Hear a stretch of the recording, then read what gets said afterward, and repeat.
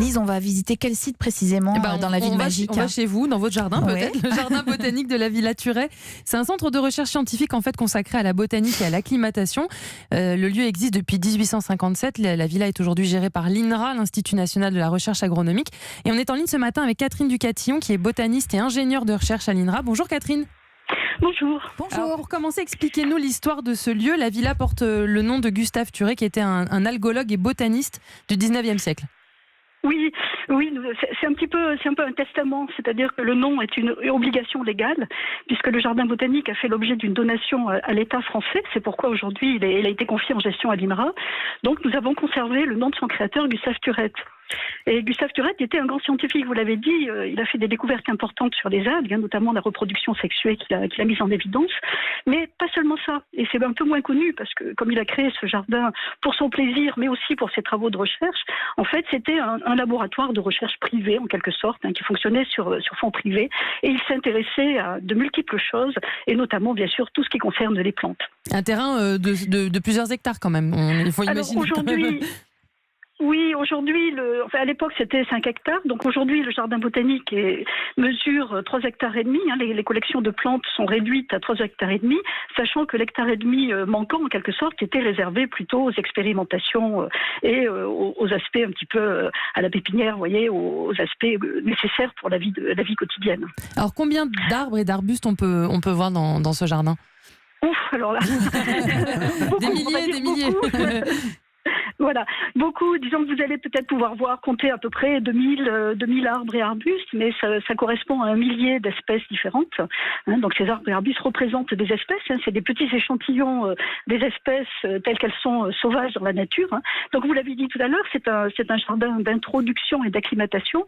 Donc ce qu'on ignore, c'est que depuis le 19e siècle, lorsque Gustave Turet s'est installé sur le cap d'Antibes, en fait il n'a cessé d'introduire des nouvelles espèces, des espèces exotiques en provenance du monde entier. Et donc, ce jardin a été en quelque sorte le réceptacle de ces travaux. Et une fois les plantes installées, elles ont pu être valorisées progressivement par les différents directeurs qui se sont succédés, et puis par des échanges avec des collectionneurs, des amateurs, des pépiniéristes.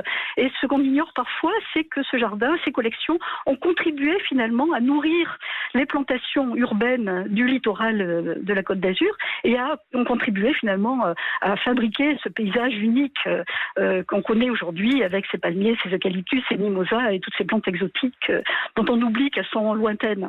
Catherine Ducatillon, quelle est la plante qui vous fascine le plus dans cet immense jardin, à titre personnel? C'est difficile parce que le choix est extraordinaire. Et puis parfois, ce qui nous fascine le plus, c'est la petite plante qu'on a introduite il y a 3 ou 4 ans et dont on attend justement qu'elle nous révèle un petit peu ses mystères. Mais peut-être pour davantage parler à vos auditeurs, peut-être qu'on peut signaler quelques arbres remarquables, puisque au passage, nous avons bénéficié du label jardin arbre remarquable pour l'ensemble de la collection. Et il y a notamment 2 arbres qui sont l'un à côté de l'autre, qui sont très opposés, très complémentaires. Donc vous avez un très grand eucalyptus qui s'appelle Eucalyptus dorigoensis, qui vient de la région des Blue Mountains, c'est pas très loin de Sydney en Australie, et qui est un arbre magique. Il est immense, il fait 38 mètres de haut, il a un tronc tout blanc, immaculé, et on le repère quand vous êtes dans la baie de Juan-le-Pin, quand vous faites du bateau, ou que vous nagez, vous le repérez de très très loin et vous dites tiens, ça c'est le jardin Turet.